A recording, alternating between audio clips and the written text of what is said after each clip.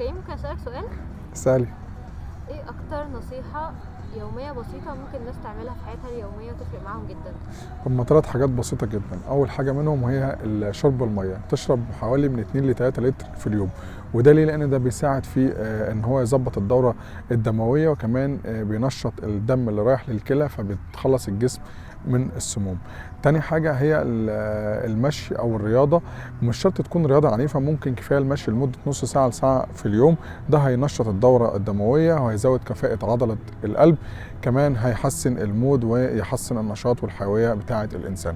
تالت حاجة وهي النوم الجيد، وهنا من 7 ل 8 ساعات. وده ليه؟ لأن أنت مع النوم القليل بيحط الجسم في ستريس أو ضغط عصبي شديد، فده بيقلل مناعة الجسم لأنه بيرفع الكورتيزون، فمناعة الجسم هتقل، فبيكون عرضة لأي التهاب أو عدوى في الجسم. تاني حاجة إن النوم القليل مع الاستريس الشديد اللي بيعمله ده بيضغط على عضلة القلب فبيقلل كفاءتها مع الوقت، تكون عرضة ان يسبب لك ارتفاع ضغط الدم. دي كلها كانت 3 نصائح بسيطة، اللي هو المشي، شرب المياه باستمرار، والنوم الجيد. وده حاجات بسيطة اي انسان ممكن يعملها. وربنا يحفظكم جميعا ويخليكم لأولادكم.